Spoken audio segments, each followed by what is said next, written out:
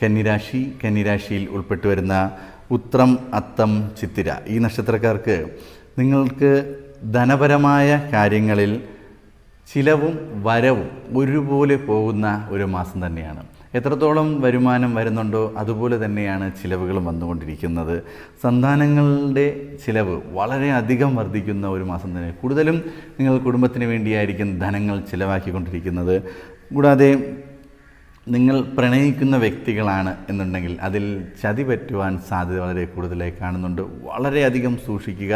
അത് മുഖാന്തരം മാനസികമായ പ്രശ്നങ്ങളുണ്ടാകാം, സാമ്പത്തികമായ നഷ്ടങ്ങളുണ്ടാകാം, ജീവിതത്തിൽ തന്നെ ഒരുപാട് ദുഃഖങ്ങൾ അനുഭവിക്കുന്ന ഒരു മാസം തന്നെയായിരിക്കും. ഇങ്ങനെയുള്ള വ്യക്തികൾ വളരെയധികം സൂക്ഷിച്ച് മുന്നോട്ട് പോവുക. ബിസിനസ്സിൽ മെച്ചപ്പെട്ട ലാഭമുണ്ടാകാൻ സാധ്യതയുണ്ട്.